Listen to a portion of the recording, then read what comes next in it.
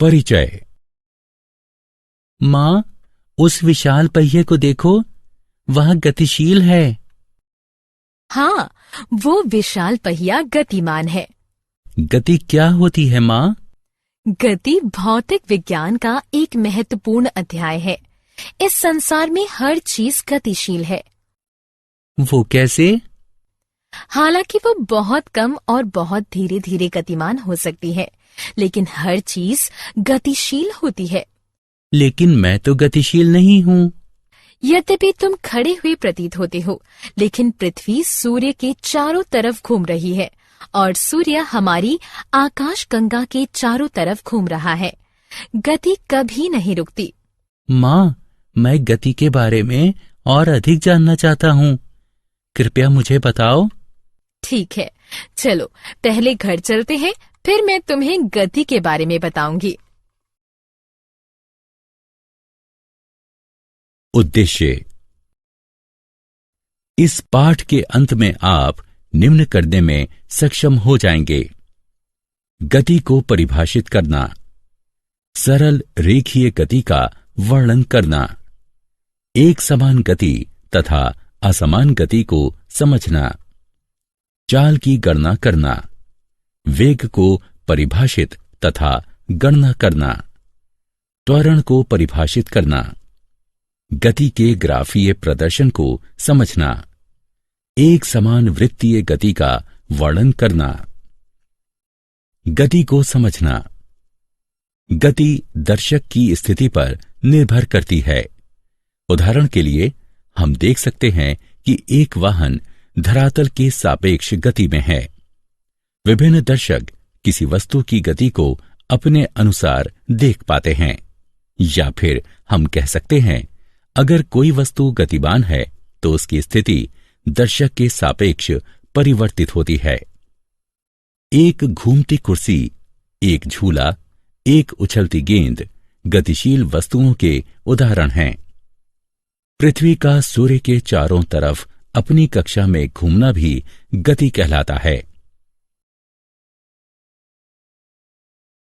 सरल रेखीय गति। हमारे संसार में हर चीज गतिमान है, यहां तक कि स्थिर वस्तुएं, जैसे कि हमारा घर भी सूर्य या और तारों के सापेक्ष गति में है। गति पूर्णतः ऊर्ध्वाधर, जैसे कि एक गिरता हुआ पत्थर, पूर्णतः क्षैतिज, जैसे कार का राजमार्ग पर चलना, या तिरछी, जैसे एक हवाई जहाज का रनवे पर एक कोण पर उड़ान भरना होती हैं। किंतु ये एक सरल रेखा में होना चाहिए। जब हम भौतिक विज्ञान में किसी वस्तु की स्थिति को ज्ञात करने की कोशिश करते हैं, तब हम उसकी स्थिति को किसी निर्देश बिंदु से निर्धारित करते हैं। इस बिंदु को मूल बिंदु कहते हैं, जो कि अक्ष का शून्य बिंदु होता है, एक्स, वाई या जेड। हम किसी वस्तु की स्थिति का अंकीय प्रदर्शन उसको निर्देश बिंदु के धनात्मक दिशा या ऋणात्मक दिशा में रखकर करते हैं। उदाहरण के लिए एक कण को x बराबर 10 मीटर रखते हैं। यह कण x अक्ष के मूल बिंदु से 10 मीटर दूर स्थित होगा। जैसा कि तुमने पाया कि वस्तु की स्थिति को लंबाई की किसी मात्रक से मापा जाता है, हम यहां उदाहरण के तौर पर मीटर को मात्रक लेंगे। यहां वस्तु द्वारा तय की गई दूरी 10 मीटर है। किसी वस्तु की दूरी को निर्धारित करने के लिए हमें केवल अंकीय मान की आवश्यकता होती है, न कि उसकी गति और दिशा की। किसी भौतिक राशि का अंकीय मान उसका परिमाण होता है। वस्तु की प्रारंभिक एवं अंतिम स्थिति के बीच की न्यूनतम दूरी को वस्तु का विस्थापन कहते हैं। एक समान गति तथा असमान गति। एक समान गति तथा असमान गति को समझने के लिए एक उदाहरण लेते हैं। इस सारणी यानी तालिका को देखो। यह कार ए द्वारा तय की गई दूरी है। माना कि 0 सेकंड में ये 0 मीटर दूरी तय करती है। 5 सेकंड में ये 10 मीटर तय करती है, 10 सेकंड में ये 20 मीटर दूरी तय करती है, इत्यादि। या हम कह सकते हैं कि हर 5 सेकंड में कार 10 मीटर दूरी तय करती है, क्योंकि ये समान समय अंतराल में समान दूरी तय करती है, तो उसकी गति को एक समान गति कहते हैं। अब कार बी को देखो। कार बी 5 सेकंड में 5 मीटर दूरी तय करती है, 10 सेकंड में ये 15 मीटर दूरी तय करती है, 15 सेकंड में ये 20 मीटर दूरी तय करती है। हमने देखा कि कार बी समान समय अंतराल में समान दूरी तय नहीं करती, तो उसकी गति को असमान गति कहते हैं। चाल। क्या तुम विभिन्न चाल से चल रही दो समान वस्तुओं में अंतर बता सकते हो? जैसा कि हम सब जानते हैं कि समान समय में वो वस्तु अधिक दूर जाती है जो कि तेज चलती है या तेज चाल से चलती है, बजाय उस वस्तु के जो धीरे चलती है। चाल में दूरी एवं समय दोनों साथ साथ होते हैं। तेज का मतलब या तो दूर, ज्यादा दूरी, या जल्दी यानी कम समय से होता है। किसी वस्तु की चाल को दुगना करने का मतलब होता है कि समान समय में दुगनी दूरी तय करना। किसी वस्तु की चाल को दुगना करने का मतलब निर्धारित दूरी के लिए आवश्यक समय को आधा करना भी होता है। वस्तु द्वारा इकाई समय में तय की गई दूरी के उपयोग से उस वस्तु की गति की दर प्राप्त की जा सकती है। चाल का मात्रक मीटर प्रति सेकंड होता है। इसे इस चिन्ह द्वारा प्रदर्शित किया जाता है। अधिकतर अवस्थाओं में वस्तुएं असमान गति में होती हैं, इसलिए हम उन वस्तुओं की गति की दर को उनकी औसत चाल के रूप में व्यक्त करते हैं। वस्तु की औसत चाल उसके द्वारा तय की गई कुल दूरी को कुल समय अवधि से भाग देकर प्राप्त की जा सकती है। यदि एक वस्तु t समय में s दूरी तय करती है तो इसकी चाल v बराबर s/t होगी। दिशा के साथ चाल। एक निश्चित दिशा में चाल को वेग कहते हैं। किसी वस्तु की चाल व्यक्त करती है कि वह कितनी गति से चल रही है, जबकि वेग वस्तु की चाल एवं दिशा दोनों को दर्शाता है। एक समान वेग के लिए वस्तु को नियत चाल से निश्चित दिशा में चलना चाहिए। इसकी गणना औसत चाल की गणना के समान ही होती है। औसत वेग को प्रारंभिक वेग और अंतिम वेग के अंकगणितीय माध्य के द्वारा प्राप्त किया जा सकता है। औसत वेग बराबर प्रारंभिक वेग जमा अंतिम वेग बटे 2। गणितीय रूप में v/a/v बराबर u जमा v बटे में 2, जहां v/a/v औसत वेग है, u प्रारंभिक वेग है तथा v वस्तु का अंतिम वेग है।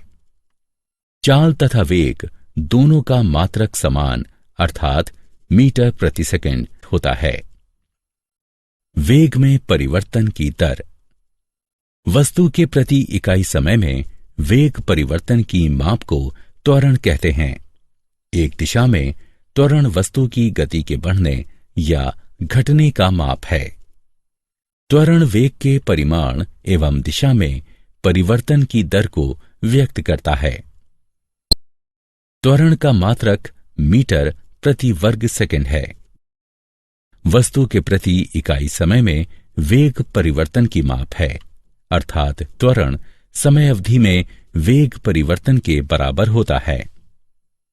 यदि एक वस्तु का वेग प्रारंभिक वेग u से t समय में बदलकर v हो जाता है तो त्वरण a निम्न होगा, a बराबर v घटा u बटे में t।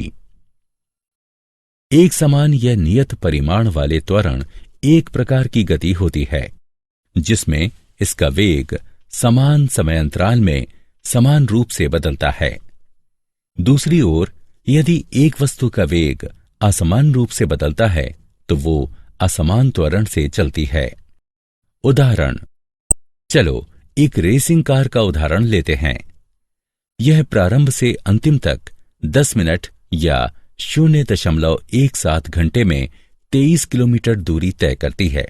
हमको इसकी औसत चाल तथा औसत वेग की गणना करनी है। हमें पता है कि औसत चाल तय की गई कुल दूरी को कुल समय अवधि से भाग देकर प्राप्त किया जा सकता है। अर्थात औसत चाल 23 किलोमीटर दूरी को 0.17 घंटे से भाग देने पर 135.29 किलोमीटर प्रति घंटे के बराबर आएगा। उसी प्रकार से औसत वेग कुल विस्थापन को कुल समय अवधि से भाग देकर प्राप्त किया जा सकता है। जैसा कि हम चित्र में देख सकते हैं कि कुल विस्थापन 4 किलोमीटर है, इसीलिए औसत वेग 4 किलोमीटर को 0.17 घंटे से भाग देने पर 23.53 किलोमीटर प्रति घंटे के बराबर आएगा। गति का ग्राफीय प्रदर्शन। एक ग्राफ दो प्रकार के आंकड़ों में संबंध का चित्रीय प्रदर्शन है, जिसमें एक प्रकार के आंकड़े निर्भर चर तथा दूसरे प्रकार के आंकड़े स्वतंत्र चर होते हैं। विस्थापन। क्योंकि विस्थापन एक निर्भर भौतिक राशि है, इसलिए समय ग्राफ में इसको y अक्ष पर प्रदर्शित किया जाता है तथा समय स्वतंत्र राशि है, अतः इसे x अक्ष पर प्रदर्शित किया जाता है। अगर किसी वस्तु की स्थिति समय के साथ बदलती है तो वो गतिशील है। यदि कोई वस्तु समान समय अंतराल में समान विस्थापन तय करती है तो ग्राफ x अक्ष पर एक सीधी रेखा होगी जो एक समान गति को प्रदर्शित करता है। यदि ग्राफ एक वक्र है तो वो असमान गति को प्रदर्शित करता है। विस्थापन समय ग्राफ का ढलाव वस्तु के वेग को प्रदर्शित करता है। हम इसके बारे में एक छोटे से क्रियाकलाप के बाद विस्तार से जानेंगे। दूरी समय ग्राफ। दूरी समय ग्राफ के द्वारा हम गति के बारे में काफी अध्ययन कर सकते हैं। चलो अक्षों को देखते हैं। समय हमेशा x अक्ष पर यानी ग्राफ के निचले हिस्से पर अंकित किया जाता है। x अक्ष पर जितना दाईं तरफ बढ़ेंगे उतना ही समय प्रारंभ से ज्यादा होगा। दूरी हमेशा y अक्ष पर यानी ग्राफ की भुजा पर अंकित किया जाता है। ग्राफ में हम जितना ऊपर की तरफ बढ़ेंगे उतनी ही प्रारंभ से दूरी ज्यादा होगी। यदि कोई वस्तु गतिशील नहीं है तो उसको दूरी समय ग्राफ पर एक क्षैतिज रेखा से प्रदर्शित किया जाता है।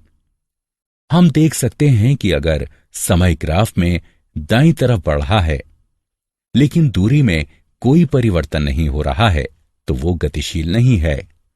हम ये कहते हैं कि वो वस्तु स्थिर है। यदि कोई वस्तु एक नियमित गति से गतिमान है तो वो दिए गए समय में समान दूरी से बढ़ेगी। ग्राफ में हम देख सकते हैं कि समय दाईं तरफ बढ़ रहा है तथा दूरी समय के साथ नियमित बढ़ रही है। इसका मतलब है कि वस्तु नियत गति से चलती है। नियत गति को ग्राफ में एक सीधी रेखा से प्रदर्शित किया जाता है। वेग समय ग्राफ। वेग समय ग्राफ को चाल समय ग्राफ भी कहा जाता है। चाल समय ग्राफ दूरी समय ग्राफ जैसा दिखाई पड़ता है। समय x अक्ष पर अंकित किया जाता है। चाल या वेग हमेशा y अक्ष पर अंकित किया जाता है। चाल समय ग्राफ पर एक सरल क्षैतिज रेखा दर्शाती है कि चाल नियत है, अर्थात ये समय के साथ बदल नहीं रही है। जब ग्राफ बढ़ती चाल को दर्शाता है तब गतिशील वस्तु त्वरित हो रही है। जब ग्राफ घटती चाल को दर्शाता है तब गतिशील वस्तु मंदित हो रही है। यह वस्तु के असमान त्वरित गति का वेग समय ग्राफ है। ग्राफीय विधि से गति के समीकरण। गति के 3 समीकरण निम्नलिखित हैं।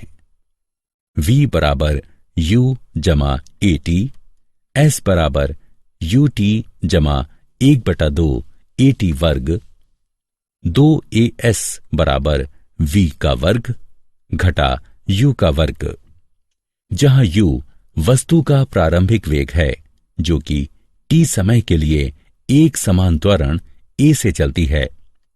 v अंतिम वेग है तथा t समय में वस्तु के द्वारा तय की गई दूरी s है। पहला समीकरण वेग एवं समय में संबंध व्यक्त करता है। दूसरा समीकरण समय एवं स्थिति के बीच संबंध व्यक्त करता है। तीसरा समीकरण वेग एवं स्थिति के बीच संबंध व्यक्त करता है, जिसे पहले तथा दूसरे समीकरण से प्राप्त किया जा सकता है। वेग समय संबंध के लिए समीकरण। कोई वस्तु जो कि एक सरल रेखा में एक समान वेग से चल रही है, माना कि समय t बराबर 0 पर इसका एक समान त्वरण a है, जबकि इसका प्रारंभिक वेग u है। त्वरण के परिणाम स्वरूप इसका वेग t समय में बढ़कर v यानी अंतिम वेग हो जाता है तथा t समय में वस्तु s दूरी तय करती है। चित्र वस्तु की गति के वेग समय ग्राफ को दर्शाता है। vt ग्राफ का ढलाव गतिशील वस्तु का त्वरण दर्शाता है।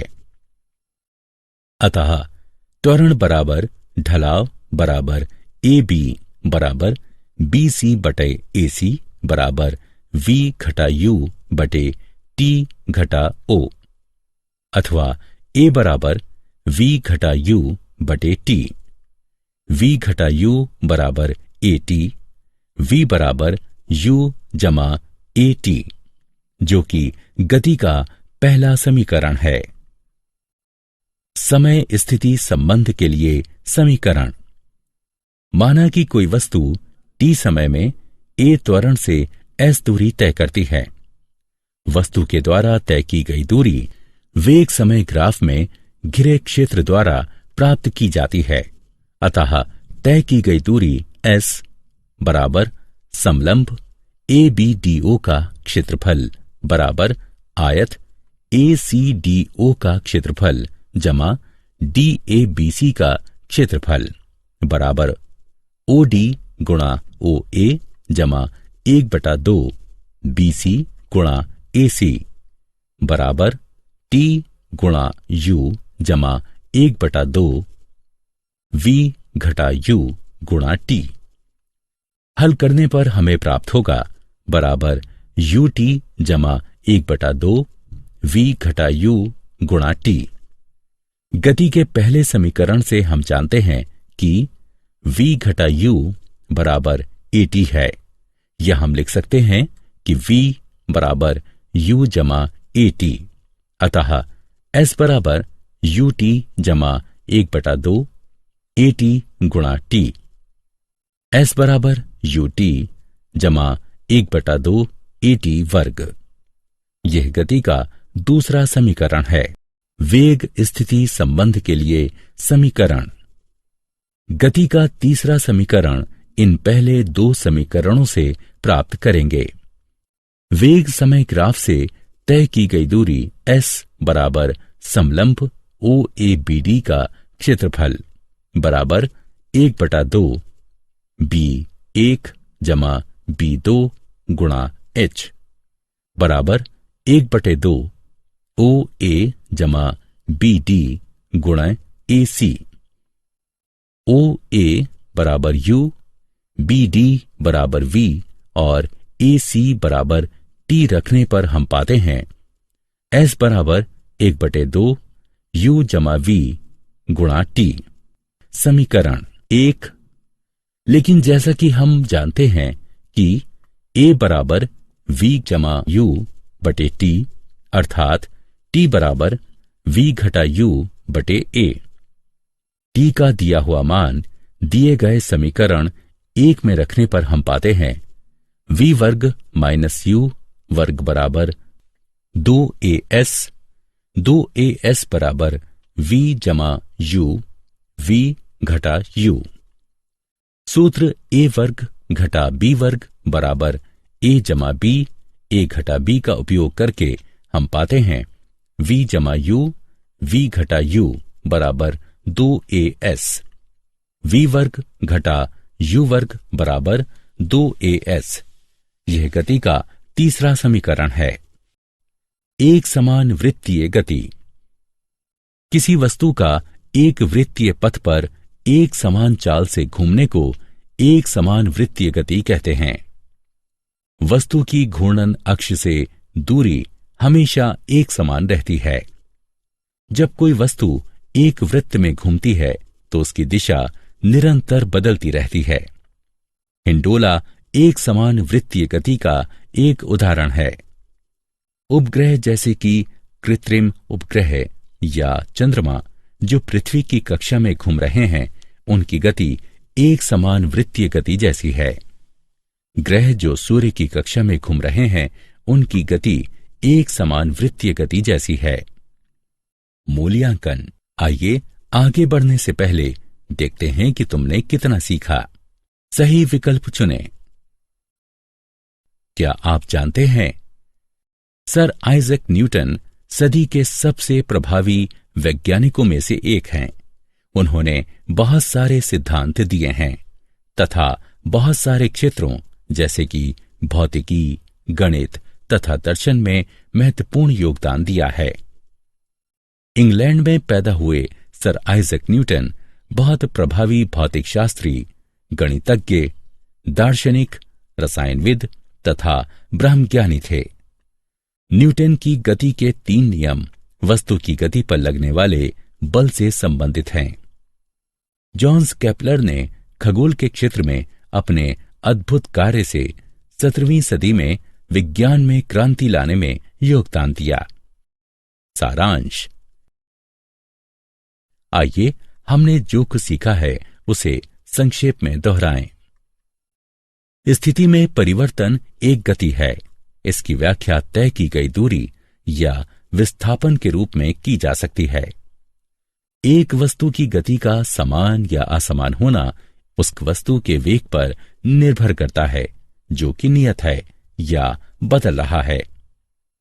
प्रति इकाई समय में वस्तु के द्वारा तय की गई दूरी उसकी चाल होती है और प्रति इकाई समय में हुआ विस्थापन उसका वेग होता है। किसी वस्तु का त्वरण प्रति इकाई समय में उसके वेग में होने वाला परिवर्तन है। ग्राफों के द्वारा वस्तु की समान और असमान गति को दर्शाया जा सकता है। एक समान त्वरण से चल रही एक वस्तु की गति की व्याख्या निम्न 3 समीकरणों के माध्यम से की जा सकती है। v बराबर u जमा at, s बराबर ut जमा 1/2 at वर्ग, 2as बराबर v वर्ग घटा u वर्ग, जहां u वस्तु का प्रारंभिक वेग है जो कि t समय के लिए एक समान त्वरण a से गति करती है। इसका अंतिम वेग v है और t समय में तय की गई दूरी s है।